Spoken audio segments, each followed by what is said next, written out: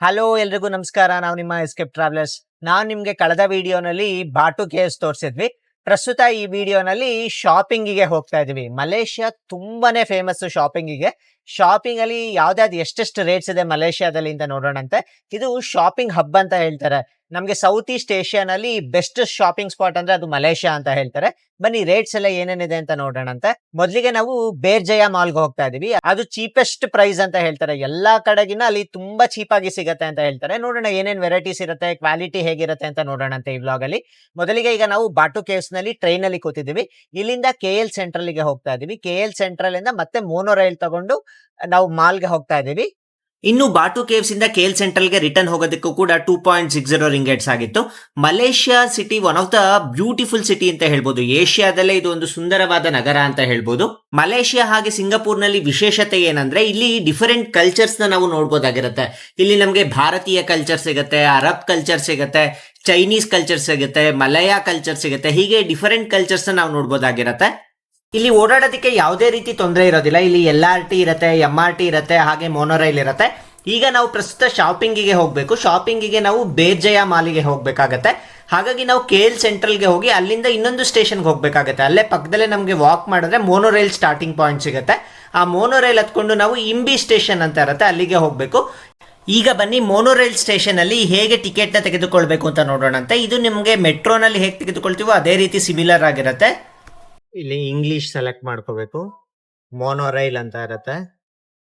ಇದರಲ್ಲಿ KL central ಇಂದ ನಾವ್ ಎಲ್ಲಿಗೆ ಹೋಗ್ಬೇಕು ಆ ಜಾಗನ ಸೆಲೆಕ್ಟ್ ಮಾಡ್ಕೋಬೇಕು. ಇಲ್ಲಿ ನಮ್ಗೆ ಕ್ವಾಂಟಿಟಿ ಇರುತ್ತೆ. ಅದಾದ್ಮೇಲೆ ಕ್ಯಾಶ್ ಅಥವಾ ಬ್ಯಾಂಕ್ ಕಾರ್ಡ್ ಇರುತ್ತೆ. ಕ್ಯಾಶ್ ಆದ್ರೆ ಇಲ್ಲಿ ಕೊಡ್ಬೇಕು, ಕಾರ್ಡ್ ಆದ್ರೆ ಇಲ್ಲಿ ಪ್ರೆಸ್ ಮಾಡಿದ್ರೆ ನಮ್ಗೆ ಈ ತರ ಟೋಕನ್ಸ್ ಬರುತ್ತೆ. ಮೆಟ್ರೋ ಟೋಕನ್ಸ್ ಇರುತ್ತಲ್ಲ ಅದೇ ತರ ಇರುತ್ತೆ. ಈಗ ನಾವು ಮೋನೋರೈಲ್ ಸ್ಟೇಷನ್ಗೆ ಬಂದಿದ್ದೀವಿ. ಇದನ್ನ KL ಸೆಂಟ್ರಲ್ ಮೋನೋರೈಲ್ ಸ್ಟೇಷನ್ ಅಂತ ಕರೀತಾರೆ. ಮೋನೋರೈಲ್ ಅಂದ್ರೆ ಏನು ಅಂದ್ರೆ ಒಂದೇ ಹಳಿ ಮೇಲೆ ಈ ಟ್ರೈನ್ ಹೋಗುತ್ತೆ. ನಮ್ಗೆ ಭಾರತದಲ್ಲಿ ಮುಂಬೈ ನಗರದಲ್ಲಿ ಮಾತ್ರ ಈ ಮೋನೋರೈಲ್ ಇದೆ, ಬೇರೆ ಎಲ್ಲೂ ಇಲ್ಲ.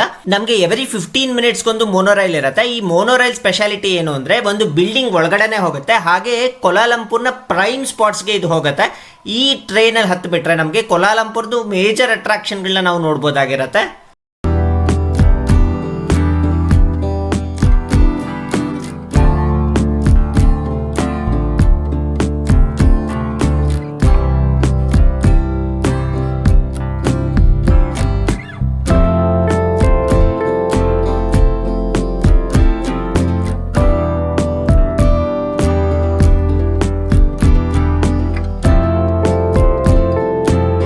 ಇನ್ನು ಶಾಪಿಂಗ್ ಅಂದ್ರೆ ಯಾರಿಗೆ ತಾನೇ ಇಷ್ಟ ಇರೋದಿಲ್ಲ. ಕೋಲಾಲಂಪುರ್ನ ಶಾಪಿಂಗ್ ಪ್ರಿಯರ ಸ್ವರ್ಗ ಅಂತ ಕರೀತಾರೆ.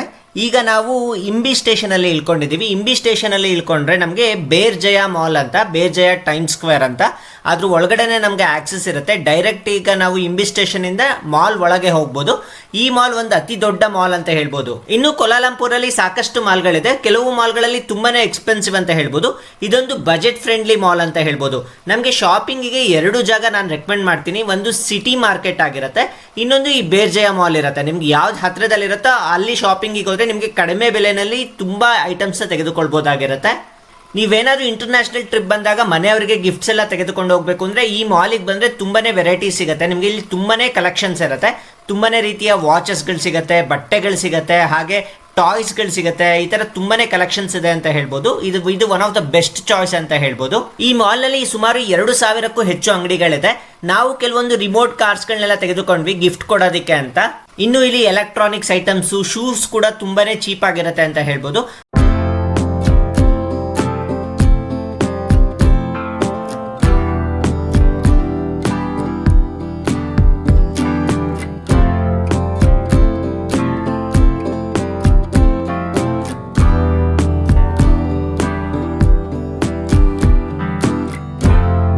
ಹಾಗೆ ನೀವೇನಾದ್ರೂ ಮಲೇಷ್ಯಾದಿಂದ ತೆಗೆದುಕೊಂಡು ಹೋಗೋದಕ್ಕೆ ಚಾಕ್ಲೇಟ್ಸ್ ಏನಾದರೂ ಬೇಕು ಅಂದ್ರೆ ಇದೇ ಮಾಲ್ನಲ್ಲಿ ಸಿಗುತ್ತೆ. ನಿಮಗೆ 2.60 ರಿಂಗೇಟ್ಸ್ ಇಂದ ಸ್ಟಾರ್ಟ್ ಆಗುತ್ತೆ.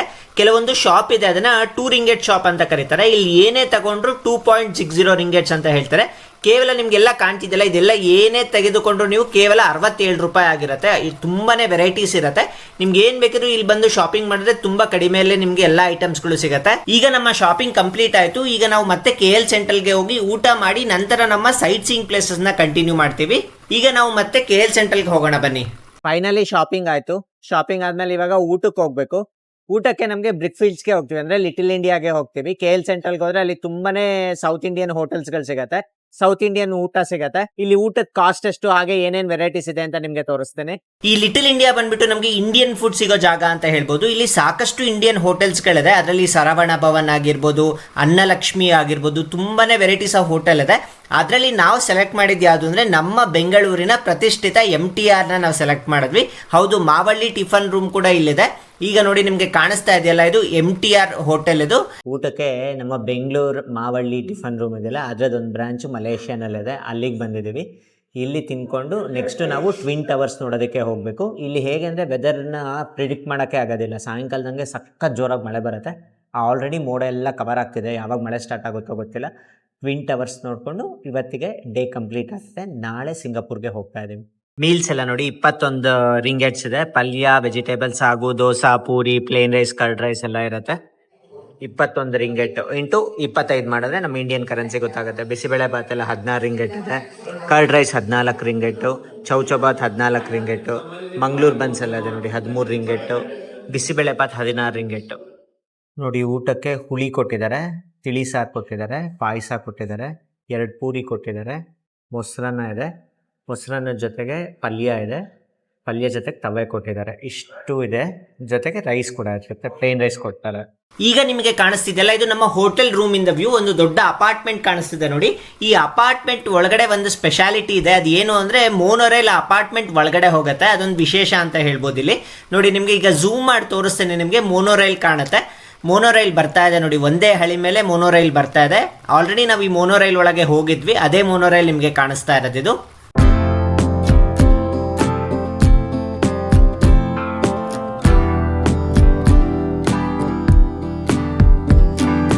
ಈಗ ಸಾಯಂಕಾಲ 4 ಗಂಟೆ ಆಗಿದೆ. ನಾವು 2 ಸೈಟ್ ಸೀಯಿಂಗ್ ಪ್ಲೇಸಸ್ನ ನೋಡೋದಕ್ಕೆ ಹೋಗ್ತಾ ಇದ್ದೀವಿ. ಮೊದಲನೇದು ನಾವು ಚೈನೀಸ್ ಟೆಂಪಲ್ನ ನೋಡೋದಕ್ಕೆ ಹೋಗ್ತಾ ಇದ್ದೀವಿ, ತುಂಬ ದೊಡ್ಡ ಟೆಂಪಲ್ ಅದು.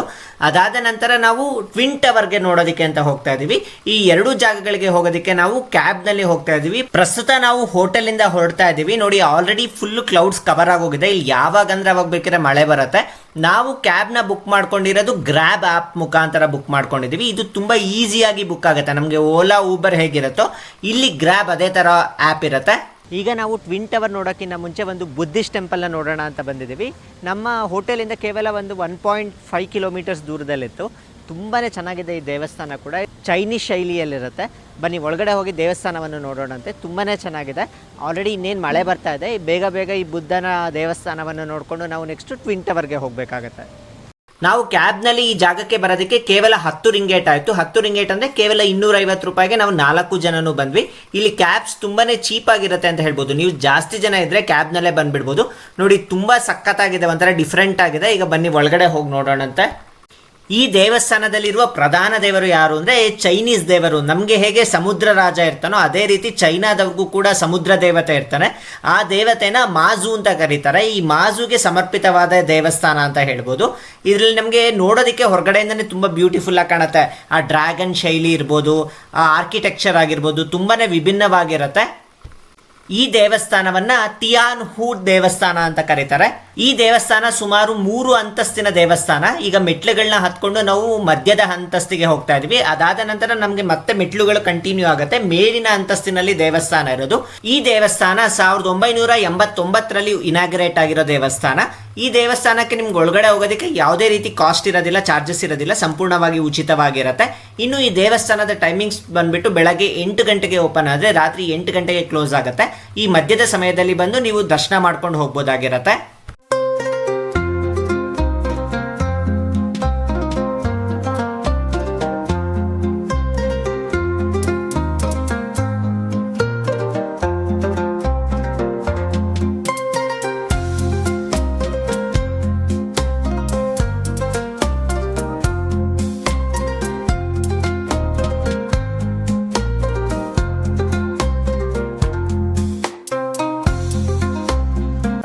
ಇನ್ನು ದೇವಸ್ಥಾನದ ಒಳಗಡೆ ಬಂದರೆ ನಾವು 3 ಪ್ರಧಾನ ದೇವತೆಗಳನ್ನ ನೋಡ್ಬೋದು. 3 ಚೈನೀಸ್ ದೇವರುಗಳನ್ನ ನಾವು ನೋಡ್ಬೋದಾಗಿರುತ್ತೆ. ಇದು ನೋಡೋದಕ್ಕೆ ಸೇಮ್ ನಮಗೆ ಗೌತಮ ಬುದ್ಧನ ಹಾಗೆ ಇರುತ್ತೆ, ಬಟ್ ಇದು ಚೈನೀಸ್ ದೇವತೆಗಳಾಗಿರ್ತಾರೆ.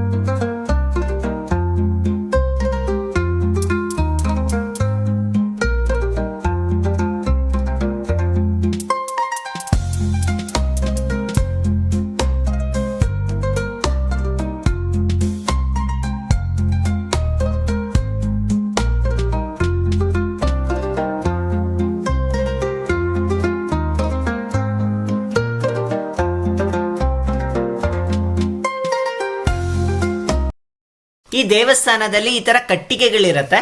ಈ ಕಟ್ಟಿಗೆಗಳನ್ನ ಮೇಲಿಂದ ಕೆಳಕ್ಕೆ ಈ ತರ ಹಾಕಬೇಕು. ಅದಾದ ನಂತರ ಅದರಲ್ಲಿರೋದು ಒಂದು ಕಟ್ಟಿಗೆನ ತೆಗೆದುಕೊಳ್ಬೇಕು. ಅದರಲ್ಲಿ ಒಂದು ನಂಬರ್ ಬರ್ದಿರತ್ತೆ. ಆ ನಂಬರ್ನ ಕೆಳಗಡೆ ನಮಗೆ ಬಾಕ್ಸ್ ಇರುತ್ತೆ. ಈ ಬಾಕ್ಸ್ನಲ್ಲಿ ಯಾವ ನಂಬರ್ ಬಂದಿರುತ್ತೋ ಆ ನಂಬರ್ನ ನಾವು ಓಪನ್ ಮಾಡಬೇಕು. ಓಪನ್ ಮಾಡಿದ್ರೆ ಅಲ್ಲಿ ನಮಗೊಂದು ವಿಶೇಷವಾದ ಚೀಟಿ ಇರುತ್ತೆ. ಅದರಲ್ಲಿ ನಮ್ಮ ಭವಿಷ್ಯ ಹೇಗಿರುತ್ತೆ ಅನ್ನೋದನ್ನು ಸಂಪೂರ್ಣವಾಗಿ ಬರೆದಿರ್ತಾರೆ. ಇದನ್ನು ನಿಮ್ಗೆ ಏನಾದ್ರು ಇಂಟ್ರೆಸ್ಟ್ ಇದ್ದರೆ ನೀವು ಟ್ರೈ ಮಾಡಿ. ಆಲ್ಮೋಸ್ಟ್ ಎಲ್ಲ ಚೈನೀಸ್ ಟೆಂಪಲಲ್ಲೂ ಈ ಥರ ಇರುತ್ತೆ. ಇದನ್ನು ನಾವು ಕೂಡ ಟ್ರೈ ಮಾಡಿದ್ವಿ. ಇದೊಂಥರ ಚೆನ್ನಾಗಿದೆ ಅಂತ ಅನ್ನಿಸ್ತು. ಇನ್ನು ಚೈನೀಸ್ ಟೆಂಪಲ್ ಅಂದರೆ ಕೇಳಬೇಕಾ, ದೇವಸ್ಥಾನ ತುಂಬಾ ಡ್ರ್ಯಾಗನ್ಸ್ ಇರುತ್ತೆ. ಅದರಲ್ಲಿ ಒಂದು ಡ್ರ್ಯಾಗನ್ ನಮಗೆ ಎಂಟ್ರೆನ್ಸ್ನಲ್ಲಿ ತುಂಬಾ ಚೆನ್ನಾಗಿತ್ತು. ಹಾಗಾಗಿ ನಾನು ನಿಮ್ಗೆ ಅದನ್ನು ತೋರಿಸ್ತಾ ಇದ್ದೀನಿ. ನೋಡಿ, ಆ ಡ್ರ್ಯಾಗನ್ನ ತೋರಿಸ್ತಾ ಇದ್ದೀನಿ. ಪೇಂಟ್ ಮಾತ್ರ ವೈಬ್ರೆಂಟ್ ಕಲರ್ಸ್ ಅಂತ ಹೇಳ್ಬೋದು. ಇಡೀ ದೇವಸ್ಥಾನ ಪೂರ್ತಿ ಕಲರ್ಫುಲ್ ಆಗಿದೆ ಅಂತ ಹೇಳ್ಬೋದು. ಈಗ ನಿಮಗೆ ಕಾಣಿಸ್ತಿದೆಯಲ್ಲ, ಇದೆಲ್ಲ ಚೈನೀಸ್ ಡ್ರ್ಯಾಗನ್. ಇವರು ಡ್ರ್ಯಾಗನ್ನ ಆರಾಧನೆ ಮಾಡ್ತಾರೆ.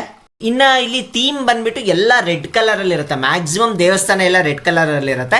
ಇನ್ನು ಹೊರಗಡೆ ಬಂದರೆ ನಮಗೆ ಚೈನೀಸ್ ವಿಗ್ರಹಗಳನ್ನ ನಾವು ನೋಡ್ಬೋದಾಗಿರುತ್ತೆ. ಅದ್ರ ಜೊತೆಗೆ ಒಂದು ಚಿಕ್ಕ ಜಲಪಾತದ ರೀತಿ ಮಾಡಿದ್ದಾರೆ. ಅದು ಕೂಡ ತುಂಬಾ ಸುಂದರವಾಗಿತ್ತು. ನಾವು ಸಾಯಂಕಾಲ ಬಂದಿದ್ದಕ್ಕೆ ತುಂಬಾ ಚೆನ್ನಾಗಿತ್ತು ಅಂತ ಹೇಳ್ಬೋದು ಅಟ್ಮಾಸ್ಫಿಯರು. ಹಾಗೆ ಫುಲ್ ಕ್ಲೌಡಿ ಆದ ಕಾರಣ ಅಷ್ಟೊಂದು ಬಿಸಿಲಿರಲಿಲ್ಲ. ಬಿಸಿಲಿದ್ರೆ ತುಂಬಾ ಕಷ್ಟ ಅಂತ ಹೇಳ್ಬೋದು. ಆದಷ್ಟು ನೀವು ಮಲೇಷಿಯಾ ಅಥವಾ ಸಿಂಗಾಪುರಿಗೆ ಬಂದಾಗ ಛತ್ರಿನ ತೆಗೆದುಕೊಂಡು ಬರೋದನ್ನ ಮರಿಬೇಡಿ. ಈಗ ಚೈನೀಸ್ ಟೆಂಪಲ್ ನೋಡಿದ್ದಾಯ್ತು. ಈಗ ನಾವು ಟ್ವಿನ್ ಟವರ್ಗೆ ಹೋಗಬೇಕು. ಇಲ್ಲಿಂದ ನಮಗೆ ಟ್ವಿನ್ ಟವರ್ಸ್ಗೆ ಹೋಗೋದಕ್ಕೆ 22 ರಿಂಗೆಟ್ನ ತೆಗೆದುಕೊಳ್ತಿದ್ದಾರೆ. ಈಗ ನಾವು ಇನ್ನೇನು ಕ್ಯಾಬ್ ಬುಕ್ ಮಾಡಿದ್ದೀವಿ. ಇಲ್ಲಿಂದ ನೇರವಾಗಿ ನಾವು ಟ್ವಿನ್ ಟವರ್ಸ್ಗೆ ಹೋಗ್ತಾ ಇದ್ದೀವಿ.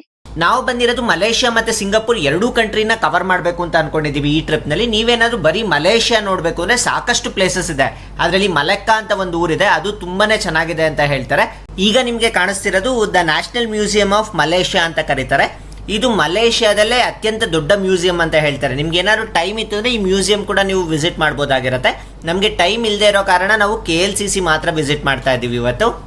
ಹಾಗೆ ನಾವು ಮುಂದೆ ಬಂದರೆ ಒಂದು ವಿಶೇಷವಾದ ಕಟ್ಟಡ ಕಾಣುತ್ತೆ. ಇದನ್ನು ಬಂಗೂನಾನ್ ಸುಲ್ತಾನ್ ಅಬ್ದುಲ್ ಸಮದ್ ಅಂತ ಕರೀತಾರೆ. ಇಲ್ಲೇ ಮಲೇಷಿಯಾಗೆ ಸ್ವಾತಂತ್ರ್ಯ ಬಂದಿದ್ದು ಅಂತ ಹೇಳ್ತಾರೆ. ನೋಡಿ ಕಟ್ಟಡ ಎಷ್ಟು ಅದ್ಭುತವಾಗಿದೆ ಅಂತ. ಇದು ಪಾರಂಪರಿಕ ಕಟ್ಟಡ, ಮಲೇಷಿಯಾನಲ್ಲೇ ಅತಿ ಪುರಾತನವಾದ ಕಟ್ಟಡ ಅಂತ ಹೇಳ್ಬೋದು. ಒಳಗಡೆ ಅಲೋ ಇಲ್ಲ, ಹಾಗಾಗಿ ನಾನು ನಿಮಗೆ ಹೊರಗಡೆಯಿಂದನೇ ತೋರಿಸ್ತಾ ಇದ್ದೀನಿ. ತುಂಬಾ ಚೆನ್ನಾಗಿದೆ ಆರ್ಕಿಟೆಕ್ಚರ್ ಈ ಕಟ್ಟಡದ್ದು ಕೂಡ. ಹಾಗೆ ನೀವೇನಾದ್ರೂ ಮಲೇಷಿಯಾನ ಎಕ್ಸ್ಪ್ಲೋರ್ ಮಾಡಬೇಕು ಅಂದರೆ ನಿಮಗೆ ಓಪನ್ ರೂಫ್ ಬಸ್ಸಸ್ ಕೂಡ ಇರುತ್ತೆ. ಅದನ್ನ ಹಾಪ್ ಆನ್ ಆಫ್ ಆಫ್ ಬಸ್ ಅಂತ ಕರೀತಾರೆ. ಇದರಲ್ಲಿ 2 ರೀತಿಯ ಪ್ಯಾಕೇಜ್ ಇರುತ್ತೆ. ಒಂದು ನೈಟ್ ಟೂರ್ ಇರುತ್ತೆ. ನೈಟ್ ಟೂರ್ ತುಂಬಾನೇ ಚೆನ್ನಾಗಿರುತ್ತೆ. ಹಾಗಾಗಿ ನೀವೇನಾದ್ರು ಲೈಟಿಂಗ್ಸ್ ಮಧ್ಯೆ ನೋಡಬೇಕು ಅಂದ್ರೆ ನೈಟ್ ಟೂರ್ನ ಆಪ್ಟ್ ಮಾಡ್ಕೊಳ್ಳಿ. ಇಲ್ಲ ನೀವೇನಾದ್ರು ಡೇ ಟೂರ್ನ ಆಪ್ಟ್ ಮಾಡ್ಕೊಂಡ್ರೆ ಎಲ್ಲಿ ಬೇಕಿದ್ರು ಹತ್ಬೋದು, ಎಲ್ಲಿ ಬೇಕಿದ್ರು ಇಳಿಬೋದು. ನಿಮಗೆ 13 ಸ್ಟಾಪ್ಸ್ ಇರುತ್ತೆ. 13 ಪ್ರೇಕ್ಷಣೀಯ ಸ್ಥಳಗಳನ್ನ ನೀವು ಈ ಬಸ್ ಮುಖಾಂತರ ನೋಡ್ಬೋದಾಗಿರುತ್ತೆ. ಇದನ್ನ ನೀವು ಕ್ಲುಕ್ಕಲ್ಲಾದ್ರೂ ಬುಕ್ ಮಾಡ್ಕೊಳ್ಬೋದು, ಇಲ್ಲ ಅಫಿಷಿಯಲ್ ವೆಬ್ಸೈಟ್ ಲಿಂಕ್ನ ನಾನು ಡಿಸ್ಕ್ರಿಪ್ಷನ್ ಬಾಕ್ಸ್ನಲ್ಲಿ ಕೊಟ್ಟಿರ್ತೀನಿ, ಅಲ್ಲಿ ಕೂಡ ನೀವು ಬುಕ್ ಮಾಡ್ಕೊಳ್ಬೋದಾಗಿರುತ್ತೆ. ಇನ್ನೇ ನಾವು KLCC ಹತ್ರ ಬರ್ತಾ ಇದ್ದೀವಿ. ನಾವು KLCC ಹತ್ರ ಬರ್ತಾ ಇದ್ದೀವಿ ಅಂದ ತಕ್ಷಣನೇ ನೋಡಿ ಎತ್ತರವಾದ ಬಿಲ್ಡಿಂಗ್ಸ್ಗಳು ಕಾಣ್ತಾ ಇರುತ್ತೆ. ಇದೊಂದು ಪಾಶ್ ಏರಿಯಾ ಅಂತ ಹೇಳ್ಬೋದು. ಇದನ್ನ ಡೌನ್ ಟೌನ್ ಅಂತ ಕರೀತಾರೆ. ಎತ್ತರವಾದ ಬಿಲ್ಡಿಂಗ್ ಎಲ್ಲ ನಾವು ಒಂದೇ ಜಾಗದಲ್ಲಿ ನೋಡ್ಬೋದಾಗಿರುತ್ತೆ. ನೋಡಿ ಎಷ್ಟು ಅದ್ಭುತವಾಗಿದೆ. ರೋಡ್ಸ್ ಆಗಿರ್ಬೋದು, ಬಿಲ್ಡಿಂಗ್ಸ್ ಆಗಿರ್ಬೋದು. ಹಾಗೆ ನಮಗೆ ದೂರದಿಂದ ಕೂಡ ನಮಗೆ KLCC ಕಾಣ್ತಾ ಇದೆ. KLCC ಅಂದ್ರೆ ಅದನ್ನ ಟ್ವಿನ್ ಟವರ್ಸ್ ಅಂತ ಕರೀತಾರೆ. ಈ ಟ್ವಿನ್ ಟವರ್ಸ್ನ ನಾವು ನೋಡೋದಕ್ಕೆ ಅಂತಾನೆ ಬಂದಿರೋದಿಲ್ಲಿ.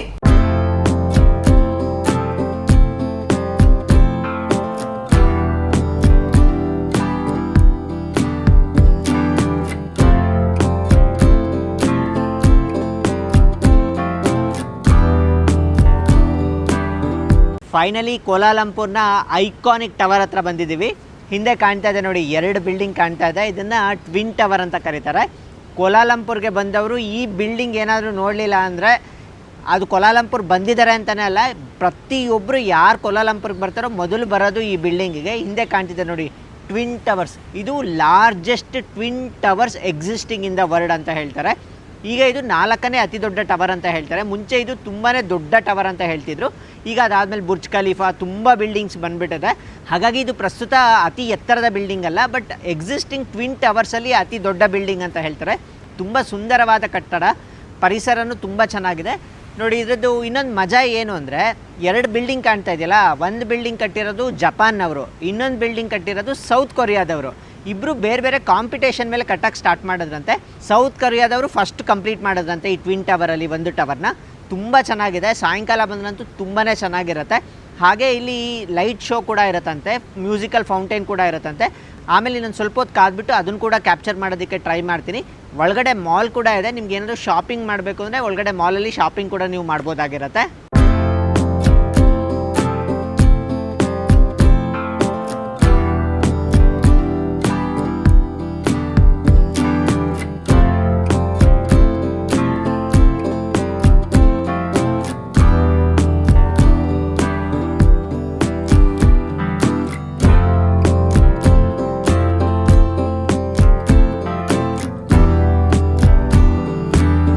ಇನ್ನು ಈ ಕಟ್ಟಡದಲ್ಲಿ 41 ಹಾಗೂ 42ನೇ ಮಹಡಿನಲ್ಲಿ ಆ ಸ್ಕೈ ಬ್ರಿಡ್ಜ್ ಕಾಣುತ್ತೆ ನೋಡಿ, ಕನೆಕ್ಟಿವಿಟಿಗೆ ಒಂದು ಬ್ರಿಡ್ಜ್ ಇದೆಯಲ್ಲ, ಆ ಬ್ರಿಡ್ಜ್ ಮೇಲೆ ಕೂಡ ನೀವು ಹೋಗ್ಬೋದಾಗಿರುತ್ತೆ. ಈ ಬ್ರಿಡ್ಜ್ ಮೇಲೆ ಹೋಗೋದಕ್ಕೆ ನಿಮಗೆ 80 ರಿಂದ 90 ರಿಂಗೇಟ್ ಚಾರ್ಜಸ್ ಇರುತ್ತೆ. ನಾವು ಕೆಳಗಡೆಯಿಂದನೇ ತುಂಬ ಚೆನ್ನಾಗಿ ಕಾಣುತ್ತೆ ಅಂತ ನಾವೇನು ಬಿಲ್ಡಿಂಗ್ ಮೇಲೆ ಹೋಗಲಿಲ್ಲ. ಆ ಸ್ಕೈ ಬ್ರಿಡ್ಜ್ ಮೇಲೆ ನೀವೇನಾದ್ರು ಹೋಗಬೇಕು ಅಂದರೆ ನೀವು ಅಡಿಷ್ನಲ್ ಆಗಿ ಪೇ ಮಾಡಿಬಿಟ್ಟು ನಂತರ ನೀವು ಹೋಗ್ಬೋದಾಗಿರುತ್ತೆ. KLCC ನೋಡಿಕೊಂಡು ಕೊನೆಯದಾಗಿ ನೈಟ್ ಲೈಫ್ ನೋಡೋದಕ್ಕೆ ಅಂತ ಬಂದಿದ್ದೀವಿ ಮಲೇಷ್ಯಾದಲ್ಲಿ. ನೈಟ್ ಲೈಫಿಗೆ ಬೆಸ್ಟ್ ಸ್ಪಾಟ್ ಅಂದರೆ ಅದು ಬುಕಿಟ್ ಬಿಂಟಾಂಗ್ ಅಂತ ಹೇಳ್ತಾರೆ. ಅಲ್ಲಿಗೆ ಬಂದಿದ್ದೀವಿ. ಮೆಟ್ರೋನಲ್ಲೇ ನಾವು KLCC ಇಂದ ಬುಕಿಟ್ ಬಿಂಟಾಂಗಿಗೆ ಬಂದಿದ್ದೀವಿ. ಬನ್ನಿ ನೈಟ್ ಲೈಫ್ ಹೇಗಿರುತ್ತೆ ಅಂತ ನೋಡೋಣಂತೆ.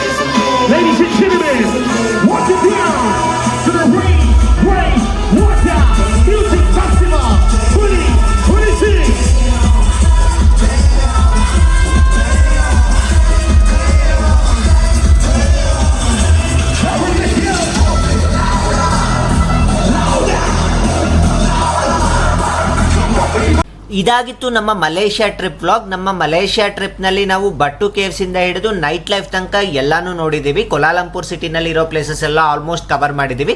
ಒಂದೇ ದಿನದಲ್ಲಿ ನಾವು ಆಲ್ಮೋಸ್ಟ್ ಎಲ್ಲ ಪ್ಲೇಸಸ್ನು ಕವರ್ ಮಾಡಿದ್ದೀವಿ. ನೀವೇನಾದ್ರು 2 ಡೇಸ್ ಮಾಡ್ಕೊಂಡ್ರೆ ಜೆಂಟಿಂಗ್ ಐಲ್ಯಾಂಡ್ಸ್ ಒಂದು ಕೂಡ ನೀವು ಕವರ್ ಮಾಡ್ಬೋದಾಗಿರುತ್ತೆ. ಮುಂದಿನ ವಿಡಿಯೋನಲ್ಲಿ ಮಲೇಷ್ಯಾದಿಂದ ಸಿಂಗಾಪುರ್ಗೆ ಹೇಗೆ ಹೋಗಬೇಕು ಅನ್ನೋ ಕಂಪ್ಲೀಟ್ ಮಾಹಿತಿ ಸಿಗುತ್ತೆ. ಮತ್ತೆ ಮುಂದಿನ ವಿಡಿಯೋನಲ್ಲಿ ಮತ್ತೆ ಭೇಟಿ ಆಗೋಣ. ಅಲ್ಲಿಯವರೆಗೂ ಎಲ್ಲರಿಗೂ ನಮಸ್ಕಾರ.